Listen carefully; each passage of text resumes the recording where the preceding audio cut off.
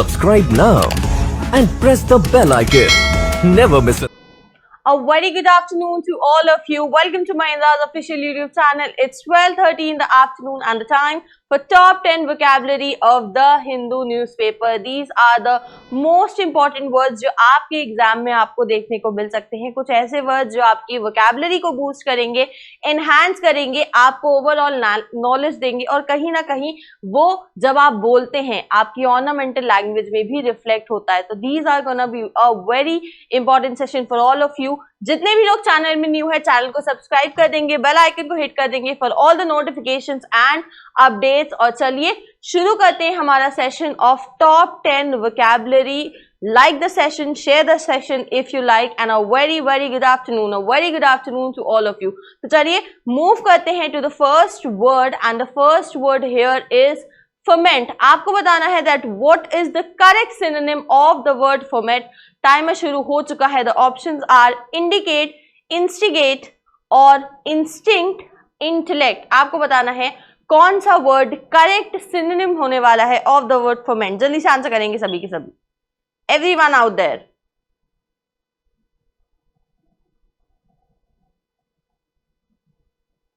चलिए, and the time is up. Let's look to the correct synonym of the word ferment. ferment word का correct synonym हो जाएगा second, that is instigate. बाकी words को पहले समझ लेते हैं. instigate word को हम बाद में फिर से समझेंगे.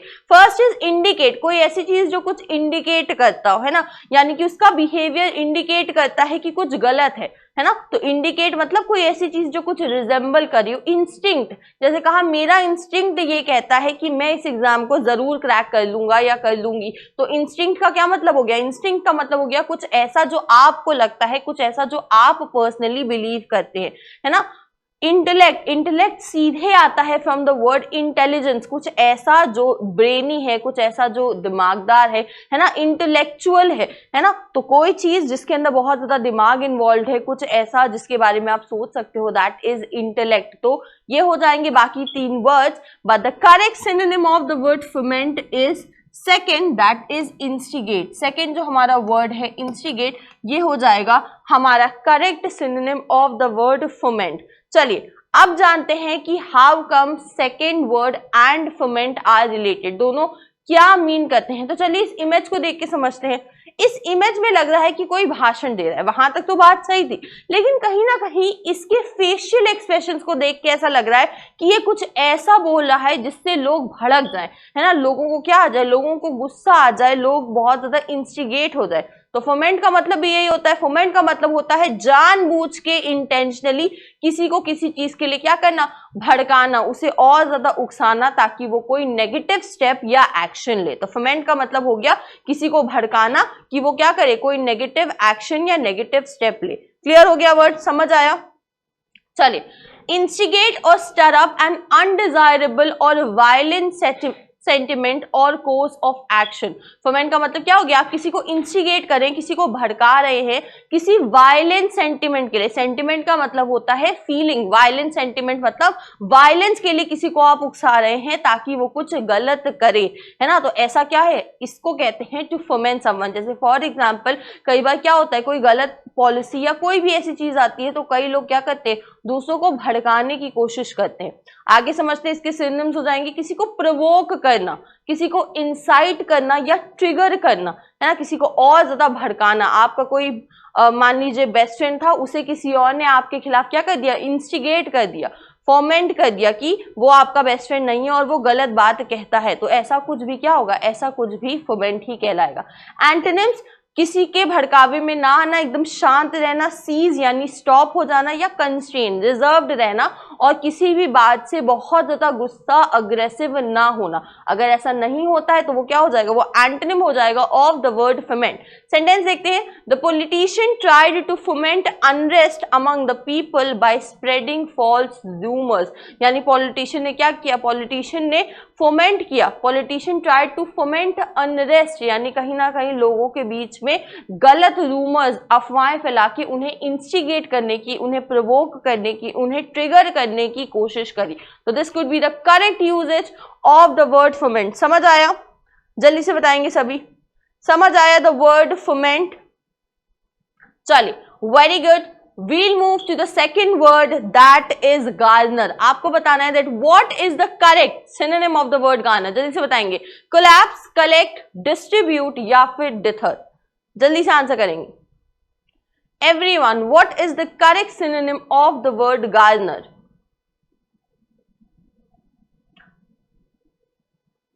टाइमर चल चुका है. It's time for all of you to answer correctly.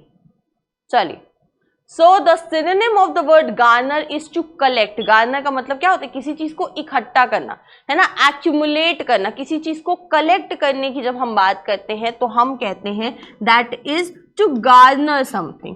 Okay, garner का मतलब क्या हो गया? garner का मतलब हो गया आप किसी चीज को collect करने की बात कर रहे हो. और बाकी देखते हैं कोलैप्स कर जाना, किसी चीज का ढह जाना. The building collapsed because of earthquake कह सकते हो. तो कोलैप्स किसी चीज का ढह जाना. डिस्ट्रीब्यूट कोई चीज बांटना. I went to the NGO to distribute food and clothes. Dither ना इधर ना उधर, बहुत ही ज्यादा कंफ्यूजन है, कभी इधर कभी उधर, है ना, बहुत ज्यादा कंफ्यूजन है. She is dithering between the two colleges and is still confused about which to choose. मतलब अभी भी वो डिथर कर रही, उसे नहीं समझ आ रहा कि वो किस कॉलेज में एडमिशन ले और वो बहुत ज्यादा कंफ्यूज्ड है. तो ये हो जाएगा द वर्ड डिथर. ठीक है, सारे वर्ड समझ आ गए. अब गार्नर कलेक्ट कैसे होता है ये जानेंगे एक इमेज के साथ. देखो यहाँ एक पर्सन है जो सबसे एक एक पेपर ले रहा है, कह रहा है थैंक यू, है ना, हर कोई थैंक यू कह रहा है. और ये क्या कर रहा है? पेपर कलेक्ट कर रहा है. क्या कर रहा है? ये कलेक्ट कर रहा है. तो ये क्या कर रहा है? ये गार्नर कर रहा है चीजों को. तो क्योंकि एक्शन की बात हो रही है तो पार्ट ऑफ स्पीच क्या हो जाएगा? पार्ट ऑफ स्पीच हो जाएगा हमारा वर्ब. गार्नर का मतलब होता है जब हम कई चीजों को क्या करते हैं? एक साथ इकट्ठा करते हैं तो उसे गार्नर कहते हैं. अब वो चीजें कैसी हो सकती हैं? वैसे तो कोई भी चीज हो सकती है, but to garner means to gather और कलेक्ट समथिंग, स्पेशली इंफॉर्मेशन और सपोर्ट. लोगों का सपोर्ट लेना, लोगों से इंफॉर्मेशन लेना, उसे एक साथ कलेक्ट करना, उसे एसिमिलेट करना, ये हो जाएगा the correct meaning of the word Garner. समझ आ गई बात? तो गार्नर का मतलब होता है किसी चीज को कलेक्ट करना, गैदर करना, स्पेशली इंफॉर्मेशन को गैदर करना या लोगों को अपने साइड कर लेना इज ऑल्सो टू गार्नर. आगे देखते हैं. इसके सिनोनिम्स हो जाएंगे चीजों को क्या करना? कलेक्ट करना, गैदर करना. अमास, मास मतलब अमास का मतलब क्या हो गया? बहुत सारी चीजें एक साथ आ जाना. असेंबल करना, लोगों की असेंबली होती है.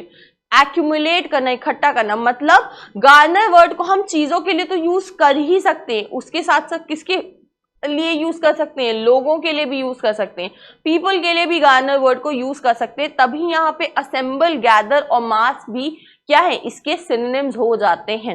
एंटोनिम्स, डिस्पर्स कर देना. आफ्टर द असेंबली क्या होता था? डिस्पर्स, यानी अलग अलग सब हो जाते थे, स्कैटर हो जाते थे, फैल जाते थे, डिस्ट्रीब्यूट हो जाते थे. तो चीजों का इकट्ठा होना और चीजों का अलग अलग हो जाना, चीजों का फैल जाना क्या कहलाएगा? उसका एंटोनिम कहलाएगा. That is the antonym of the word garner which is disperse और स्कैटर एंड डिस्ट्रीब्यूट. सेंटेंस समझते हैं. She was able to garner enough support to win the election, यानी उसने इतना सपोर्ट इकट्ठा कर लिया था कि वो इलेक्शन जीत जाए, है ना. उसने इतने लोगों को अपने साइड कर लिया था. That was sufficient for her to win the particular election. वो इलेक्शन जीतने के लिए उसके पास इतने वोट्स थे कि उसे और कुछ करने की जरूरत नहीं पड़ी. क्लियर हो गया? समझ आ गया वर्ड गार्नर? चलिए नेक्स्ट वर्ड पे मूव करते हैं. And next word is euphemism. आपको बताना है what is the correct antonym of the word euphemism. Euphemism word की अगर हम बात करें तो करेक्ट एंटोनिम क्या हो जाएगा? जल्दी से बताइए. सब्स्टिट्यूट, ईडियम, डायरेक्टनेस या फिर कन्फ्रंटेशन. जल्दी से बताएंगे.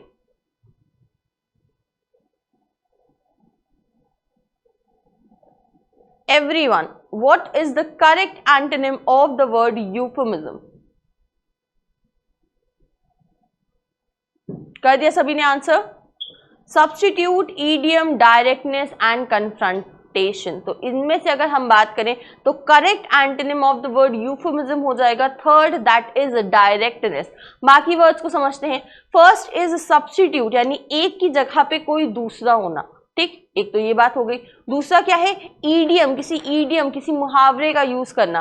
फोर्थ इज कन्फ्रंटेशन, किसी को कन्फ्रंट करना. And third is directness. तो इसका ऑपोजिट क्या है? डायरेक्टनेस, है ना. डायरेक्टली किसी बात को कह देना.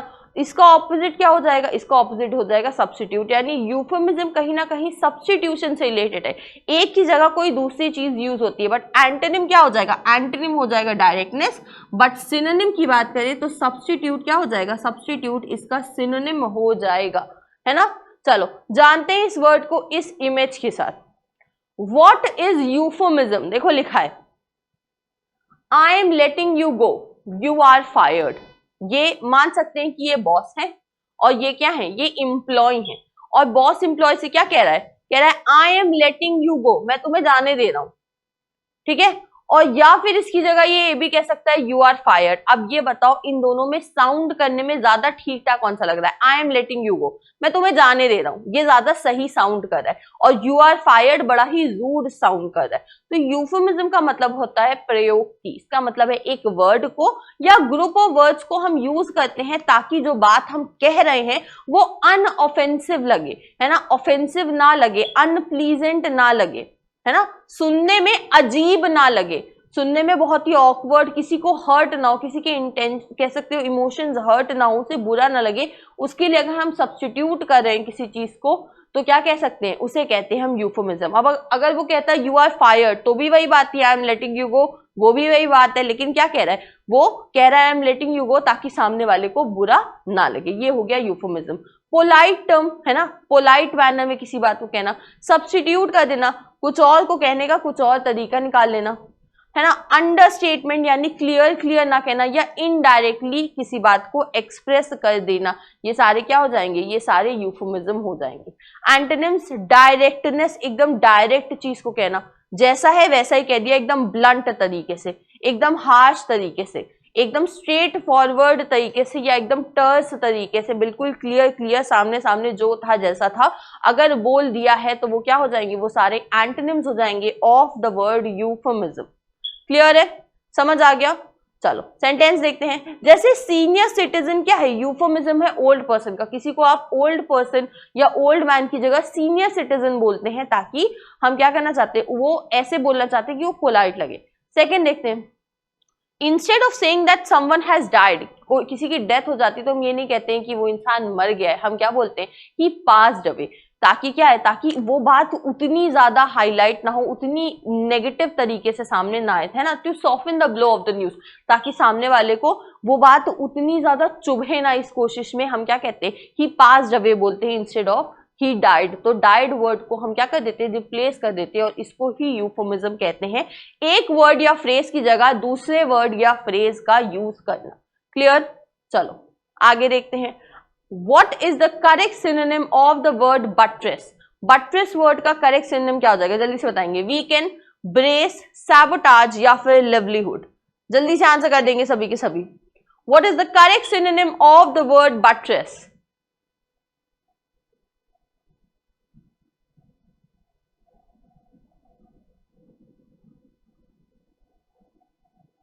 कर दिया सभी ने आंसर, everyone has answered। चलिए, so the correct synonym of the word buttress is second, that is brace। लेकिन बाकी वर्ड्स को समझते हैं। weaken किसी चीज को वीक करना, sabotage अटैक के सेंस में, और livelihood कहीं ना कहीं रोजी रोटी कैसे चलेगी इस बारे में बात की जा रही है। बट ब्रेस और बटरेस दोनों सिनोनिमस हैं एक दूसरे के, दोनों के ही मतलब क्या होते हैं जानते हैं। इस इमेज को देखते हैं। इस इमेज में ऐसा दिख रहा है कि एक लड़की है और एक लड़का है जो बड़ा ही ज्यादा परेशान है, डिप्रेस्ड है, और कहीं ना कहीं लड़की क्या कर रही है, उसे सहारा दे रही है, उसे सपोर्ट कर रही है। तो बटरेस का मतलब भी ये होता है किसी का समर्थन करना या किसी को सपोर्ट करना, है ना, किसी चीज को स्ट्रेंथ देना, किसी चीज को ताकत देना, किसी इंसान को ताकत देना या उसे स्ट्रेंथ देना, उसे स्ट्रेंथन करना या सपोर्ट करना क्या कहलाएगा, बटरेस कहलाएगा। दैट मीन्स आप क्या कर रहे हैं, आप किसी को सपोर्ट कर रहे हैं, आप उसे आगे बढ़ने में मदद कर रहे हैं। ठीक है, सिनोनिम्स क्या हो जाएंगे, सपोर्ट करना, ब्रेस करना, रीइंफोर्स करना या स्ट्रेंथन कर देना। यानी किसी की स्ट्रेंथ को क्या करें, हम किसी की स्ट्रेंथ को बढ़ाने की कोशिश करें ताकि वो और ज्यादा बेटर परफॉर्म कर सके। तो समर्थन करना, किसी को पुश देना, ये सारे क्या हो जाएंगे, सिनोनिम्स हो जाएंगे ऑफ द वर्ड बटरेस। यानी किसी को समर्थन देना, सपोर्ट करना ताकि वो बेटर परफॉर्म कर सके। एंटोनिम्स अंडरमाइन या वीकेन, किसी को वीकेन करना, किसी को डीमोटिवेट करना, सपोर्ट ना करना,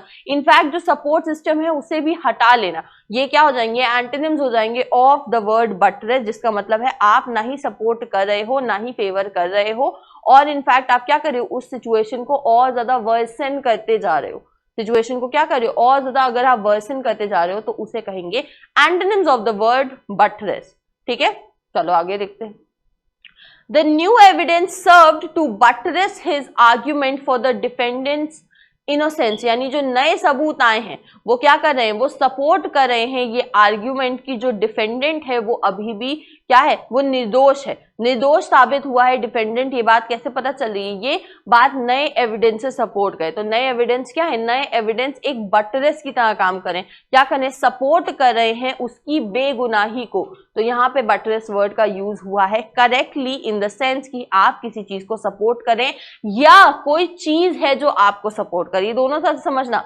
आप एज अ पर्सन किसी को सपोर्ट कर सकते हो, या कोई ऑब्जेक्ट है, कोई एविडेंस है, कोई प्रूफ है, कोई टेस्टिमनी है जो क्या कर रही है, जो आपके लिए बेहतर काम कर रही है और वो आपको बटरेस कर रही है, यानी आपको सपोर्ट कर रही है, ये हो जाएगा the correct meaning and usage of the word buttress. समझ आ गया, कोई डाउट नहीं, क्लियर है सबको ये वर्ड। चलिए moving to the next word, जल्दी से बता देंगे what is the correct synonym of the word relinquish. क्या है हमारा वर्ड, हमारा वर्ड है रेलिंक्विश, और आपको बताना है कि क्या होगा इसका correct synonym out of the 4 option, that is mystify, abandon, foul या फिर स्टिफ। जल्दी से बताएंगे सभी की सभी, what is the correct synonym of the word relinquish, जल्दी से आंसर कर देंगे।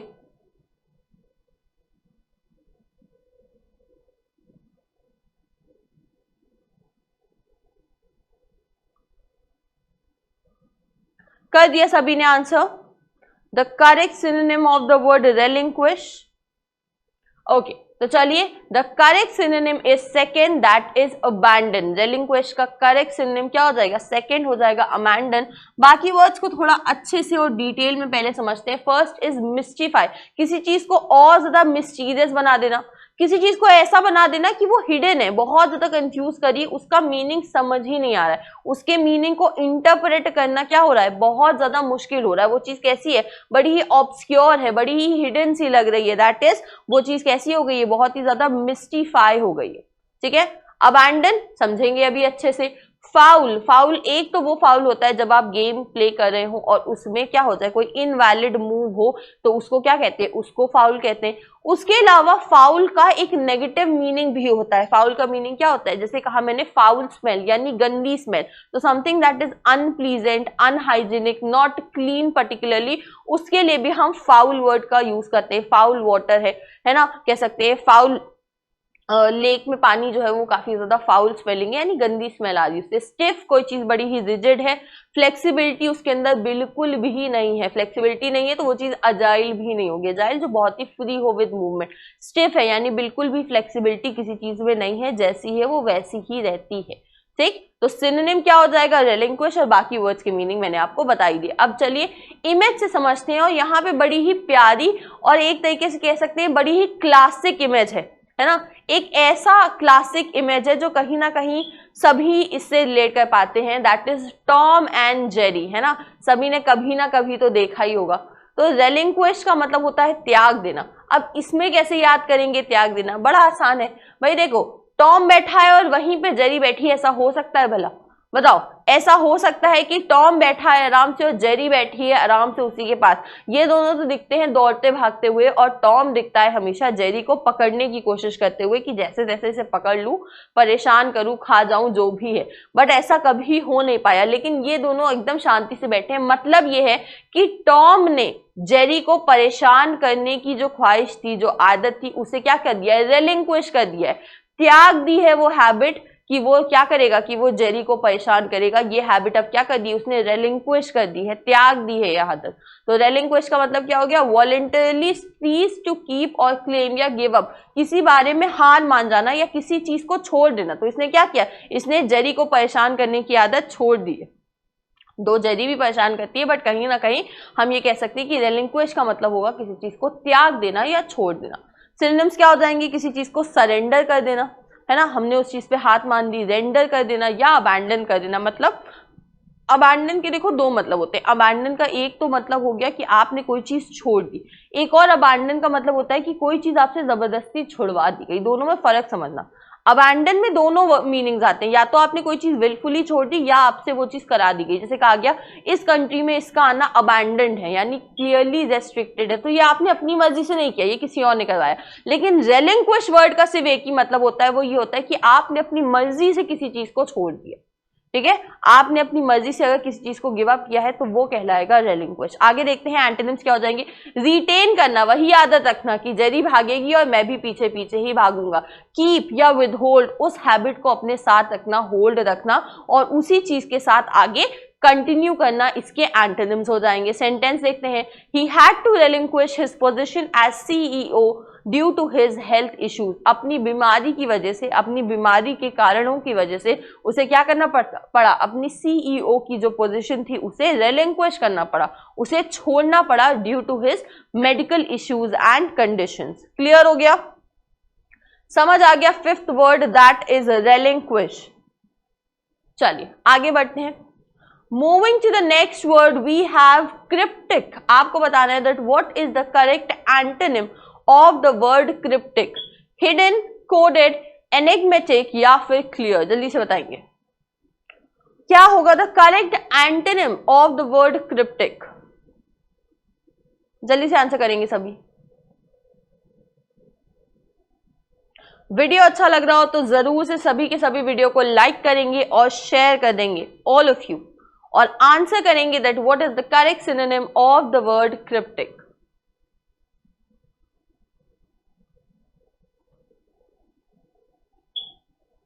कर दिया सभी ने?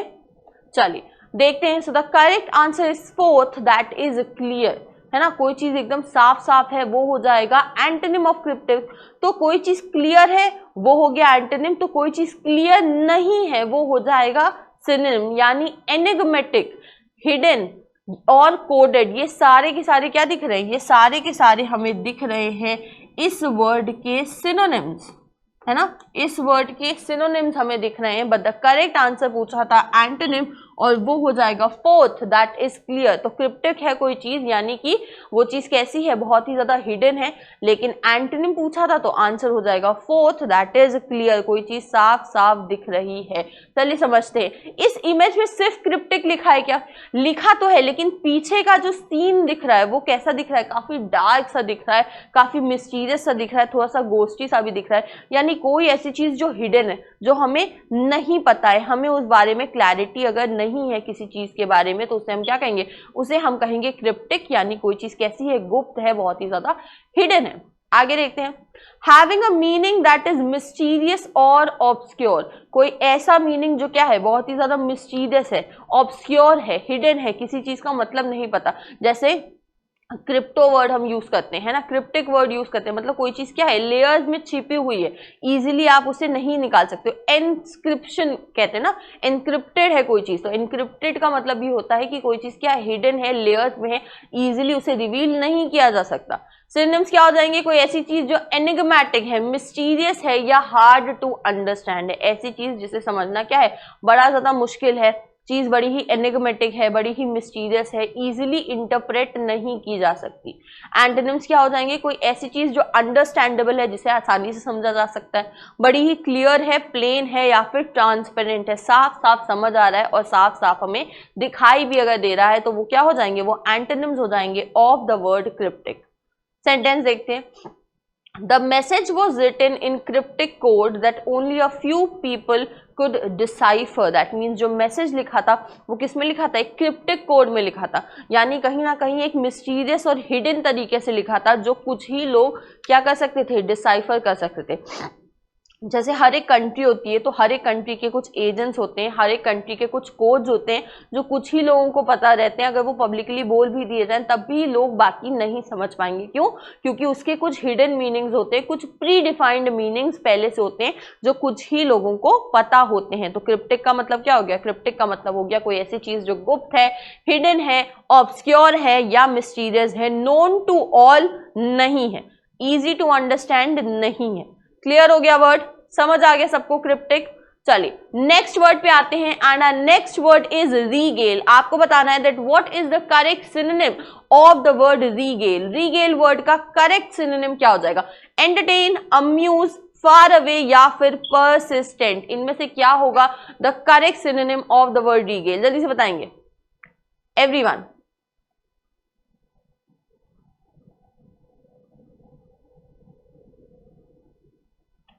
चलिए, so the correct answer is first to entertain. लेकिन क्या सिर्फ एंटरटेन ही होगा? नहीं, अम्यूज भी उसके साथ साथ सिनोनिम हो जाएगा of the word रीगेल।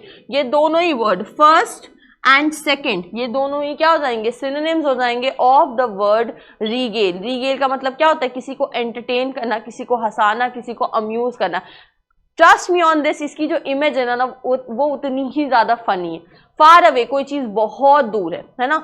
He stays far away from to my home, यानी वो मेरे घर से बहुत ज्यादा दूर रहता है। परसिस्टेंट, कोई इंसान बड़ा ही लगातार, बड़ी ही मेहनत से कोई काम करे जा रहा है, तो उसे क्या कहेंगे? उसे हम कहते हैं परसिस्टेंट। ठीक है, तो चलिए समझते हैं रीगेल वर्ड को। रीगेल वर्ड का मतलब होता है किसी का मनोरंजन करना, किसी को इंजॉयड फील करवाना, अम्यूज फील करवाना या एंटरटेन करना। बिल्कुल वैसे ही जैसे यहाँ पे कौन कर रहा है? यहाँ पे शिनचैन कर रहा है ना? शिनचैन क्या करता है? जब भी कोई आता है या नहीं भी आता है, एक तो क्रिटिसिज्म देखने को मिलता है इनके घर वालों को इनकी वजह से, लेकिन कहीं ना कहीं ये क्या करता है? ये एक लाफ्टर की फीलिंग हमारे लिए इवोक करता है ना? मनोरंजन करना, यानी किसी को क्या करना? एंटरटेन करना। जैसे अभी ये क्या कर रहा है? डांस कर रहा है, जो कि एक एंटरटेनमेंट का फॉर्म हो सकता है। तो रीगेल का मतलब क्या हुआ? रीगेल का मतलब हो गया किसी को एंटरटेन करने की बात हम कर रहे हैं।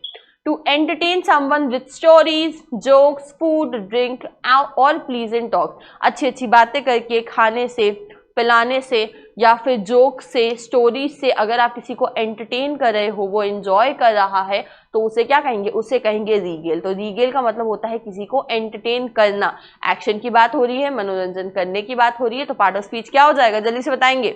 पार्ट ऑफ स्पीच हो जाएगा हमारा वर्ब। बिल्कुल सही, you all are absolutely correct. और इसके सिनोनिम्स हो जाएंगे किसी को एंटरटेन करना, अम्यूज करना, डिलाइट करना या प्लीज करना। एक लाफ्टर की फीलिंग इवोक करने की अगर बात करें तो हम उसे कहते हैं रीगेल। ठीक है, एंटोनिम्स क्या हो जाएंगे? किसी को नाराज कर देना, किसी को दुखी कर देना, किसी को परेशान कर देना। तो डिसप्लीज हो गया, डिसगस्ट हो गया, ये सारे क्या हो जाएंगे? सारे एंटोनिम्स और नेगेटिव वर्ड्स हो जाएंगे that are antonyms of the word regale. Sentence देखते हैं। She regaled her guests with stories of her travels and served them a delicious dinner. उसने क्या किया? अपने गेस्ट को एंटरटेन किया बहुत सारी बातें करके, उन्हें अपनी ट्रैवल की, अपनी जर्नी की स्टोरी सुना के और उन्हें बड़ा ही शानदार, बड़ा ही डिलिशियस क्या किया?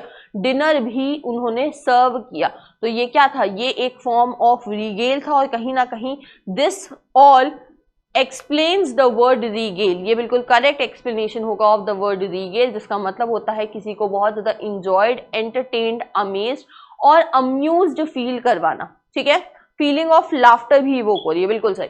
चलिए आगे मूव करते हैं। Moving to the 8th word we have peregrination. आपको बताना है that what is the correct synonym of the word peregrination. जल्दी से आंसर करेंगे। इंटिमिडेट, ब्लंट, कंसेप्ट या फिर एट्रीब्यूट। जल्दी से बताएंगे, जल्दी से आंसर करेंगे।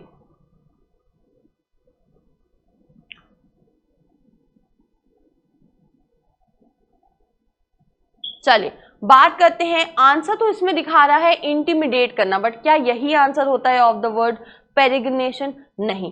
पेरिग्रिनेशन का मतलब क्या होता है? पेरिग्रिनेशन का मतलब होता है जर्नी से रिलेटेड। क्या होता है? जर्नी से रिलेटेड। तो यहाँ पे आप ऑप्शन सही कर लेंगे, दैट इज जर्नी हो सकता है, वोयाज हो सकता है ना, वोयाज हो गया या कोई जर्नी हो गई, उसके जो सिनोनिम्स हैं वो क्या हो जाएंगे, वो हो जाएंगे पेरिग्रिनेशन। पेरिग्रिनेशन के सिनोनिम्स क्या हो जाएंगे, कोई जर्नी या फिर कोई वोयाज अगर है तो उसके लिए हम पेरिग्रिनेशन वर्ड का यूज करते हैं। अब चलिए इस इमेज से इसको समझते हैं। क्लियरली दिख रहा है शूज हैं तो कहीं इंजॉय करने जा रहे होंगे, कहीं वादियां हैं। तो पेरिग्रिनेशन का मतलब होता है कि आप किसी जर्नी पे जा रहे हैं, आप किसी सफर पे जा रहे हैं, किसी छोटी या लंबी जर्नी पे अगर आप जा रहे हैं तो उसे हम पेरिग्रिनेशन कहते हैं। ज्यादातर ये जर्नी कैसी होती है, बड़ी ही लंबी सी होती है, जहां आप घूमना पसंद करते हैं, थोड़ी थोड़ी जगह पर रुकना पसंद करते हैं। तो जर्नी स्पेशली अ लॉन्ग और मीडरिंग वन, जहां पे आप क्या करते हैं, जहां पे आप घूमना बेटर फील करते हैं, देखते हैं अलग अलग जगहों का, उसको क्या कहते हैं, उसको कहते हैं पेरिग्रिनेशन। आगे समझते हैं इसके सिनोनिम्स क्या हो जाएंगे।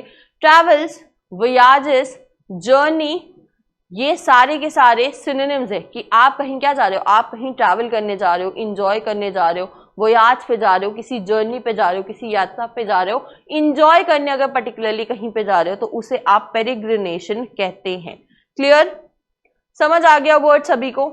चलिए सेंटेंस देखते हैं। The author's peregrination through the countryside inspired his latest novel, यानी ऑथर का जो पेरिग्रिनेशन था, यानी ऑथर का जो कह सकते हो विजिट था टू द कंट्री साइड, उसने क्या किया, इंस्पायर किया द लेटेस्ट नॉवल। मतलब वो वहां पे गए थे जर्नी पे और वहां से उन्होंने बहुत सारी चीजें देखी और उसके हिसाब से अपनी लेटेस्ट नॉवल लिखी।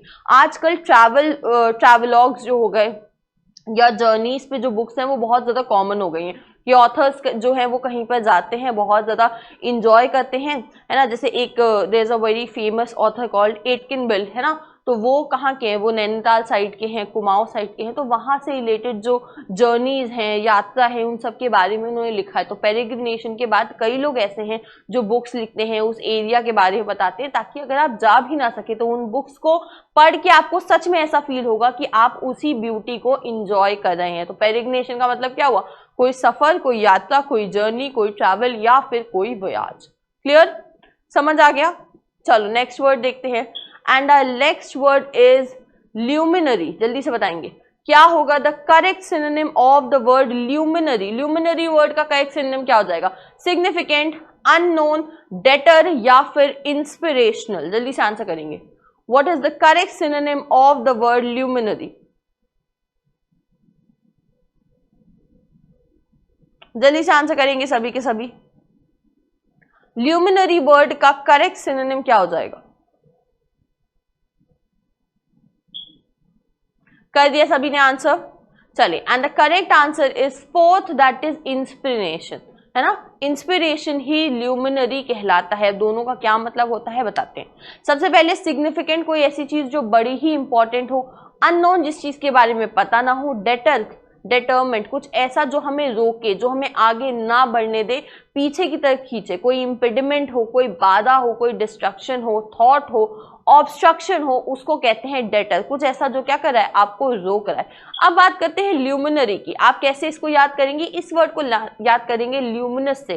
कोई ऐसी चीज जो चमकती हुई हो, है ना, जो बहुत ही आउटशाइन करती हो। जो चीज आउटशाइन करती हो वही क्या होती है, वही इंस्पिरेशनल होती है ना। जिसने कुछ बहुत ही एक्सेप्शनल काम किया हो, कुछ बहुत ही अच्छा किया हो, उसी से आप मोटिवेट होते हैं, उसी से आपको इंस्पिरेशन मिलती है। तो इस तरीके से आप ल्यूमिनरी वर्ड को याद कर सकते हैं। चलिए समझते हैं इस इमेज के साथ। इस इमेज में हमें गांधी जी दिख रहे हैं, ठीक है, और कुछ बुक रीड करते हुए दिख रहे हैं। अब इनकी पर्सनैलिटी कैसी थी, इनकी पर्सनैलिटी एक इंस्पिरेशन थी बहुत सारे लोगों के लिए, जिस तरीके से इन्होंने फ्रीडम स्ट्रगल में पार्ट लिया। तो यानी हम क्या कह सकते हैं कि ये एक बहुत ही प्रभावशाली व्यक्ति थे, एक बहुत ही इंस्पिरेशनल पर्सनैलिटी थे, जिन्होंने क्या किया, बहुत सारे लोगों को इंस्पायर किया। तो ल्यूमिनरी का मतलब क्या हो जाएगा, ल्यूमिनरी का मतलब हो जाएगा अ पर्सन हु इंस्पायर्स और influences others, specially one prominent in a particular area. ध्यान से समझना, कोई ऐसा इंसान जो दूसरों को इंस्पायर करे, दूसरों को इन्फ्लुएंस करे कि वो भी और बेहतर काम करे। और ये इंसान किस फील्ड में हो सकता है, किसी भी पर्टिकुलर फील्ड में हो सकता है। आर्ट में हो सकता है, लिटरेचर में हो सकता है, फ्रीडम स्ट्रगल में हो सकता है, किसी नेशन का कोई पॉलिटिकल लीडर हो सकता है, कोई साइंटिस्ट हो सकता है, कोई टीचर हो सकता है, कोई भी हो सकता है जिसने क्या किया, अपनी फील्ड में कुछ ऐसा काम किया, एक्सेप्शनल काम किया जो बहुत ही यादगार हो और जिसको सुन के लोग इंस्पायर होते हो, है ना। जैसे एपीजे अब्दुल कलाम जी के बारे में कहा जाता है दैट एक्चुअल में जब वो पढ़ने बैठते थे तो वहाँ पे लाइट नहीं थी और वो लैम्प शेड कह सकते हो जो सड़क के पास होता है वहाँ पे आके बैठ कर वो पढ़ाई करते। तो ये चीज़ें इंस्पिरेशनल क्यों हैं कि ये दिखाती हैं कि चाहे जितना भी टफ टाइम हो, अगर आप डिटरमाइंड है ना, अगर आप कंसिस्टेंसी के साथ पढ़ रहे हैं, मेहनत कर रहे हैं, तो कोई भी चीज़ आपको आपके गोल को अचीव करने से नहीं रोक सकता है। बस शर्त क्या है कि आपको अपनी चीज़ों पर डट के खड़े रहना है, मेहनत करती जानी। तो ये सारी बातें क्या बताती हैं? ये सारी बातें एक मोटिवेशन देती है, हमें इंस्पिरेशन देती है, एक सोच देती है, एक आउटलुक और पर्सपेक्टिव देती है कि ऐसा भी काम किया जा सकता है, इतना बेहतर भी कुछ हो सकता है। तो ये क्या हो जाएगा? ये हो जाएगा द वर्ड ल्यूमिनरी, कोई ऐसा पर्सन जो बहुत ही इंस्पिरेशनल हो, इन्फ्लुएंशियल हो किसी पर्टिकुलर फील्ड में। सिनोनिम्स क्या हो जाएंगे? गाइडिंग लाइट, जो आपको क्या करे? आपका मार्गदर्शन करे। गाइडिंग लाइट का मतलब आपका मार्गदर्शन करे, जो बताए कि आपको कैसे अपनी लाइफ में आगे बढ़ना चाहिए, जो आप जिससे आप बहुत ज्यादा इंस्पायर्ड फील करो, जो क्या हो? आइकॉनिक हो, एक आइकन हो, कोई लीडर हो, इन्फ्लुएंसर हो, या फिर कोई नोटेबल पर्सनैलिटी हो जिसको देख के आपको लगे कि बस इसी के तरीके से हमें भी काम करना चाहिए, जिसको देख के आपको मोटिवेशन मिले, आपको इंस्पिरेशन मिले, वो क्या हो जाएगा? वो हो जाएगा ल्यूमिनरी। क्लियर हो गया वर्ड? समझ आया सभी को? चलिए सेंटेंस देखते हैं। Mahatma Gandhi was a luminary in the Indian independence movement. Mahatma Gandhi ji कौन थे? महात्मा गांधी जी एक ल्यूमिनरी थे। क्या थे? एक बहुत ही इंपॉर्टेंट पर्सन थे, बहुत ही इंस्पायरिंग पर्सन थे इंडियन इंडिपेंडेंस मूवमेंट के।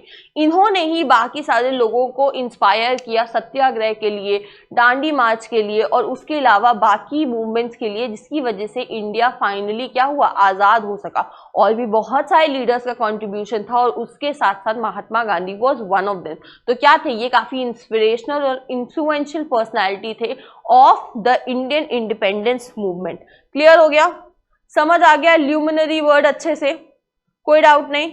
चलो moving to the last word for today. आज के लास्ट वर्ड की तरफ बढ़ते हैं and the last word that we have taken is the word fillip. आपको बताना है that what is the correct synonym of the word fillip. Fillip का करेक्ट सिनोनिम क्या हो जाएगा? एनकरेजमेंट, कोलाइड, हेट्रेड या फिर कॉन्स्टेंट। जल्दी से आंसर करेंगे सभी के सभी। What is the correct synonym of the word fillip? Fillip word का सिनोनिम क्या हो जाएगा? जल्दी से बताएंगे।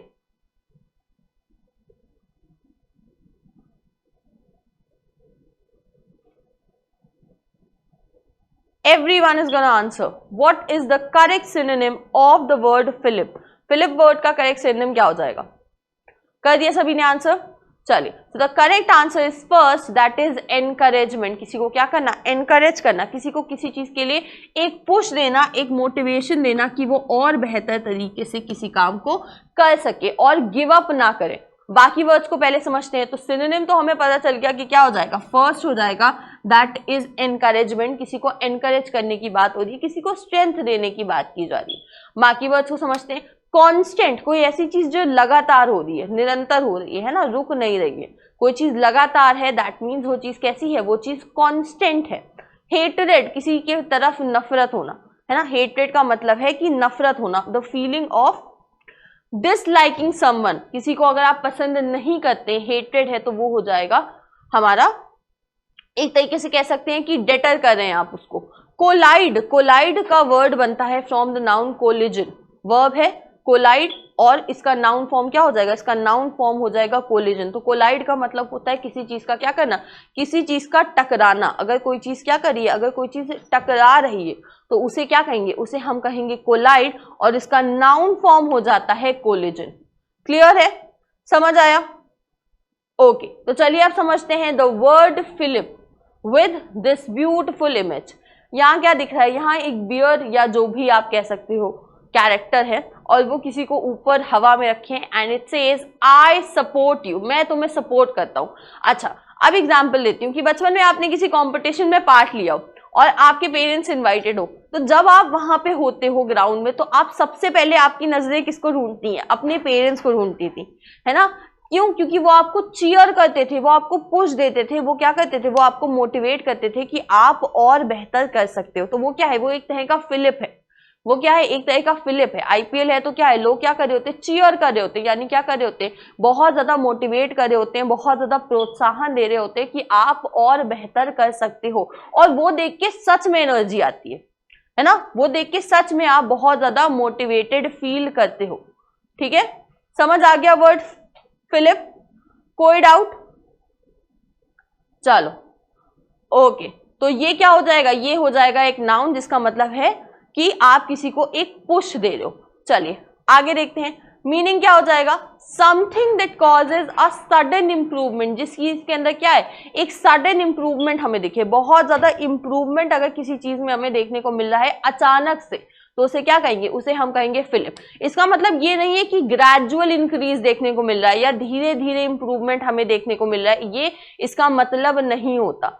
फिलिप का मतलब होता है आपने किसी को पुश दिया, उसके अंदर बहुत सडन इंप्रूवमेंट देखने को मिला। फॉर एग्जांपल आप स्टेज पे खड़े हैं, आपको बहुत डर लग रहा है, नर्वसनेस लग रही है, लेकिन जब सामने आपको लोग कंफर्टेबल करवा देते हैं, आपको चीयर करते हैं, तो सडनली आपके अंदर क्या होता है, आप बहुत ही मोटिवेटेड, एनकरेज फील करते हो और आप बहुत अच्छे से परफॉर्म करते हो, तो वो क्या हो जाएगा, वो भी फिलिप हो जाएगा। क्लियर है? चलो आगे बढ़ते हैं। सिनोनिम्स इसके क्या हो जाएंगे, इसके सिनोनिम्स हो जाएंगे encouragement, impulse, motivation, spur and stimulus. एक एक करके वर्ड को समझते हैं। एनकरेजमेंट तो बड़ा सिंपल सा वर्ड है कि आप क्या कर रहे हो, सामने वाले को एनकरेज कर रहे हो, मोटिवेट कर रहे हो कि वो और बेहतर तरीके से किसी काम को करे। इम्पल्स, एक इम्पल्स होता है इम्पल्सिव हो जाना, इम्पल्सिव एक नेगेटिव वर्ड है, लेकिन इम्पल्स एक बड़ा ही पॉजिटिव वर्ड है। दोनों में फर्क क्या है, जब आप बोलते हो कि कोई इंसान बहुत इम्पल्सिव है, इसका मतलब है वो बहुत ही रेडी टू रिएक्ट है, कुछ भी ऊपर नीचे हुआ और वो तुरंत क्या करता है, एक नेगेटिव रिएक्शन देता है उस चीज पर। लेकिन इंपल्स का मतलब क्या होता है, इंपल्स का मतलब होता है कि आप किसी को पॉजिटिव तरीके से एक बूस्ट दे रहे हो। इंपल्स का मतलब क्या होता है कि आप किसी को पॉजिटिव तरीके से अगर एक बूस्ट दे रहे हो, कॉन्फिडेंस दे रहे हो कि वो काम बेहतर तरीके से करे, तो उसे इंपल्स हम कहते हैं। उसके अलावा क्या है, motivation, a very common word motivation, और मोटिवेशन आपको किसी और से नहीं मिल सकती। मोटिवेशन देखो, रोज कोई और आपको कब तक मोटिवेट करेगा, आपको खुद इतना मोटिवेट होना चाहिए। और कैसे होगे मोटिवेट, अपने गोल को देखकर। अगर आपका गोल इतना स्ट्रांग है, अगर आपका वाई इतना स्ट्रांग है कि आप कुछ भी करने को तैयार हो, तो वो क्या करेगा, वो आपको सक्सेस दिलाएगा ही दिलाएगा, और तब आपको किसी और के एनकरेजमेंट की जरूरत ही नहीं पड़ेगी। Stimulus with respect to environment, एक स्टिमुलस होता है कि इन्वायरमेंट कैसा है ये मैटर करता है, और ये एक्चुअल में मैटर करता है। अगर आपके आसपास ऐसे हेल्दी लोग हैं जो आपको हेल्प करें, तो आप और बेटर फील करते हो। लेकिन अगर आपके आसपास नेगेटिव लोग हैं, ऐसे लोग हैं जो आपको डेटर करें, पीछे की तरफ खींचें, नीचे की तरफ खींचें, रोकने की कोशिश करें, तो वो क्या हो जाएंगे, वो आपके एनवायरमेंट को तो इम्पैक्ट करते हैं, साथ में आपकी पर्सनालिटी को भी बहुत ज्यादा इम्पैक्ट करते हैं। तो इसीलिए ऐसे लोगों से आपको बच के रहना चाहिए, ऐसे लोगों से बहुत ज्यादा दूर रहने की कोशिश करनी चाहिए। तो ये हो गए सारे सिनोनिम, समझ आया? चलिए आगे देखते हैं। एंटोनिम्स क्या हो जाएंगे इसके, हिंड्रेंस, डेटरेंट, ऑब्स्टेकल या डिस्करेजमेंट। यानी क्या है, किसी चीज में रुकावट है, आगे नहीं बढ़ने कोई दे रहा है, या कोई डिस्करेज कर रहा है, डीमोटिवेट कर रहा है, तो ये हो जाएंगे उसके एंटोनिम्स। सेंटेंस देखते हैं। The new policy was expected to give a fillip to the economy. देखा गया कि जो नई पॉलिसी आई है वो क्या देगी, वो एक फिलिप देगी, वो एक इंप्रूवमेंट दिखाएगी इकोनॉमी में। तो नई पॉलिसी क्या है, एक पुश देगी, एक इंकरेजमेंट देगी, इकोनॉमी को एक बूस्ट देगी। इस सेंस में हम फिलिप वर्ड को समझ सकते हैं। क्लियर हो गया सबको, समझ आए सारे के सारे 10 वर्ड्स। अब बढ़ते हैं हम आज के हमारे homework questions that are the 2 homework words for today. First word is tangle. आपको बताना है कि tangle word का जो करेक्ट मीनिंग होता है वो क्या होता है, and herald. It's not herald, it's herald. आपको herald और tangle दोनों ही वर्ड्स के करेक्ट मीनिंग, सिनोनिम, एंटोनिम और सेंटेंस लिखना है इन द कमेंट सेक्शन। उसके साथ साथ कोई डाउट और क्वेरी हो तो वो भी जरूर लिखिएगा। I surely try my level best to resolve that. हम मिलेंगे कल in the afternoon at 12:30 sharp. Till then, take care. Thank you, everyone. Subscribe now and press the bell icon. Never miss an update.